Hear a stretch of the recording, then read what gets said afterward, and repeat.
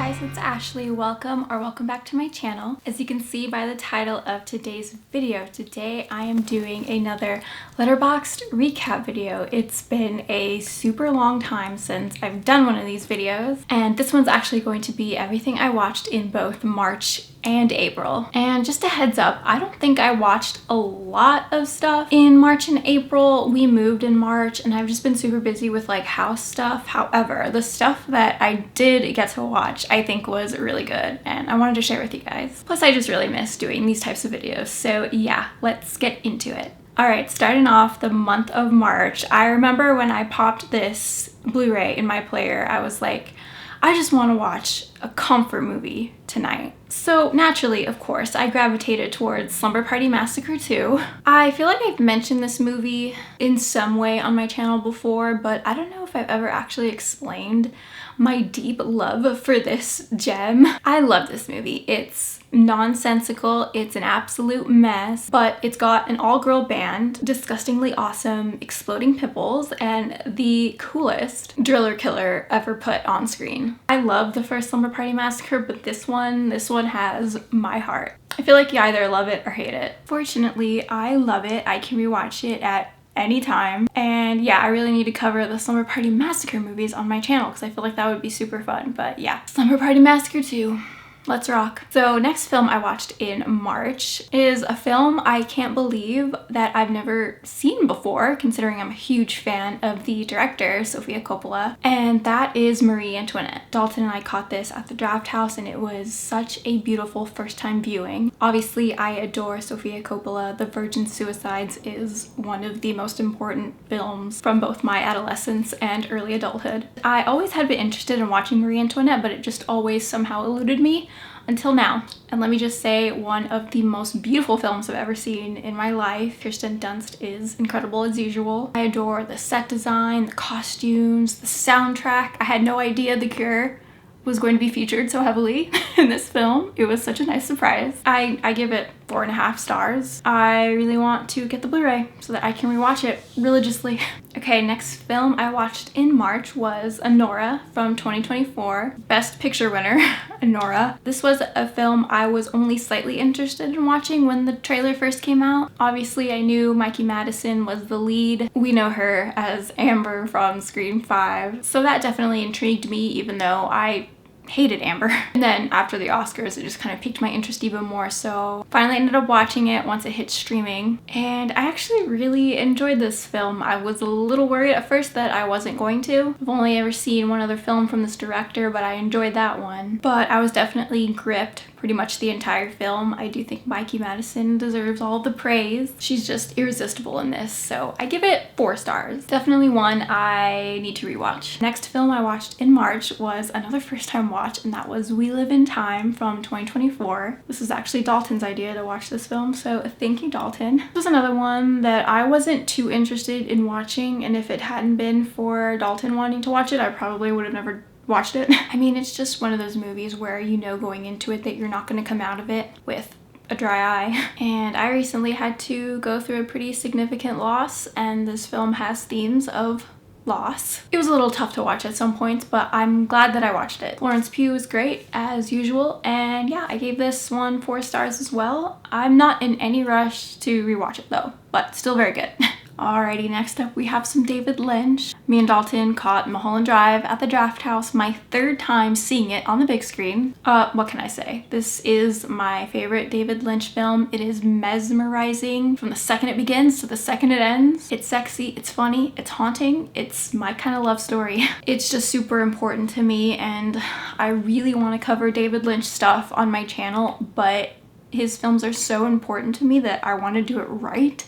And I just don't feel like I'm ready to dive into that world yet. I will do it. It'll just probably take me a while to like plan out everything because I want it to be perfect. But yeah, Mulholland Drive, 5 stars every time. Every time. Alright, so last film I watched in March was another Sofia Coppola film. Me and Dalton watched Lost in Translation, which is a film that both of us had seen before, but it had just been a super long time since we watched it. But I think just after watching Marie Antoinette, we were just both really in the mood to pop it in. And once again, I am confronted with just how much Sofia Coppola is an inspiration to me as a filmmaker and an artist. Her films are just so dreamy, and the themes that she explores are just so intriguing. And My Bloody Valentine is on the soundtrack. Oh my gosh, I just want to live in a Sofia Coppola film. Like, can I just do that? But yeah, Lost in Translation. It's every film kid's favorite movie. I get it, but highly recommend if you haven't seen it for some reason. Okay, so that was everything I watched in March. Like I said, not a lot, but let's go ahead and get into what I watched in April. So we started off the month at the Alamo Drafthouse, our second home, watching yet again another David Lynch masterpiece. This time it was The Elephant Man from 1980. Personally, I love all of his work, but for me, Mulholland Drive and The Elephant Man are his masterpieces. It is literally one of the few films where I know I'm gonna break down every single time I watched it. I thought maybe it would be different this time around, seeing it in the theater around a bunch of other people, but nope. Absolutely lost my shit as usual. I have no idea how John Hurt didn't win Best Actor for this film. His performance brings me to tears every time, without fail. The film is just absolutely gorgeous in every way possible, and I highly recommend it if you haven't seen it yet. Just have some tissues nearby. Okay, so next film I watched in April. This was actually on the last drive-in with Joe Bob Briggs, which I used to watch all the time. I haven't been keeping up with it lately, but I was able to catch it this night. The first feature anyways, and that was Intruder from 1989. Such a fun little slasher. It takes place in a grocery store, which is super fun. This was not a first time watch for me. I have seen this film a few times when I was little, but it was really fun to rewatch it with Joe Bob. So really amazing kills, and I had such a blast. It's like 3.5 stars for me, but highly recommend it if you're into slashers and you somehow have not seen it yet. It's a really fun time. Alrighty, so next film I watched was a film that I first discovered like right out of high school, so like 2013, 2014, and I caught it on like the IFC or like Sundance channel, one of those. And it's a film called Electric Children from 2012. I don't know what made me randomly think of this movie like out of nowhere, but I just got this super strong desire to rewatch it one evening, so me and Dalton watched it, and it was just as good as I remember it being.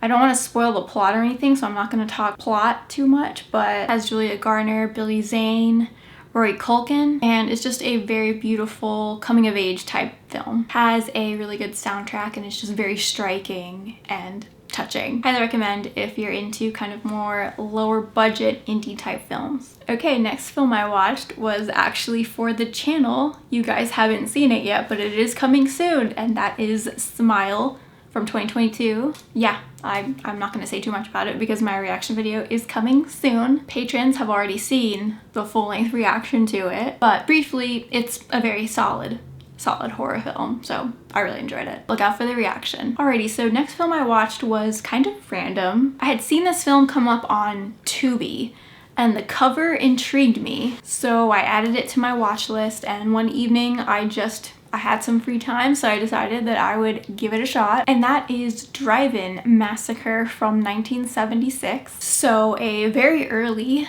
slasher, which intrigued me. Unfortunately, I did not end up enjoying it. So killer targeting people at a drive-in. Simple concept. Unfortunately, it was just such a slog. Like, it was boring, which is a bummer because I really wanted to like it. It just could not keep my attention. I don't know if it was me. Could have been me, but I gave it 2 stars, which is kind of being generous. I don't see myself ever watching it again, but I'm glad that I gave it a shot because I love slashers, and I love discovering new slashers that I haven't seen before, even if they end up not being for me. Okay, next film we watched in April is an older film, and it's a horror film that actually Dalton suggested we watch, which was kind of weird because he doesn't usually suggest movies like this. It's kind of more of a me thing, but we watched the Amityville Horror from 1979, the original one, which I am pretty familiar with. I remember renting this a bunch as a kid. I watched it with my mom a lot. She really likes this movie. Rewatching it now though, I can say it's fine. It's fine. I'm just personally not into the haunted house subgenre, just not really my thing. But the story it's always been interesting to me, but it's like a 3-star film. Like it's fine. Okay, next movie we watched in April was a movie that I have only seen one time. I saw it in theaters back when it came out. It was a pretty big deal, and I was just in the mood one night for this type of film. So we watched A Star Is Born from 2018 with Bradley Cooper, Lady Gaga. And let me tell you, I actually love this movie. I think I enjoyed it more watching it this time than when I first watched it. Bradley Cooper is so good in this. Like, he's so good. And so is Lady Gaga. Like, the chemistry between those two, captivating. I haven't seen the original or the remake, the first remake from the 70s, I believe. Kind of interested in watching those, but yeah, phenomenal film. Sobbing at the end of this. So, okay, just two more films that I watched in April, and this next one was all Dalton's idea. This was a little blast from the past for him, and I just decided to watch it with him because why not? And that is Unleashed from 2005 with Jet Li and Morgan Freeman. Not a great movie, but martial arts type movies they're pretty fun to watch. I don't love them as much as Dalton loves them, but it was kind of cool to watch this. Alrighty, last film I watched in April. We're ending on a high note. I watched Pride and Prejudice for the first time. Yeah, I know, shocking. I've never seen this film before. I know it's very popular, very critically acclaimed. The Draft House was showing it for, I believe, the 20th anniversary. So we got some tickets and saw it on the big screen, and what a freaking beautiful, beautiful film. I'm kicking myself that it took me this long to see it. Very similar to Marie Antoinette, just a stunning film and inspiring on so many levels. Haven't read the novel yet either.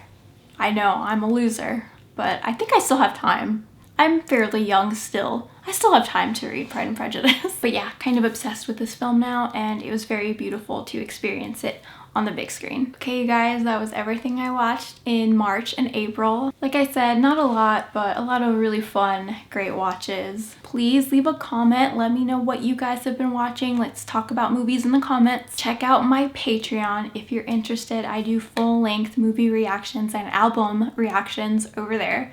So come join the community. I'll have that and all my other links in the description box. But yeah, thank you guys so much for watching. I'll see you in my next video.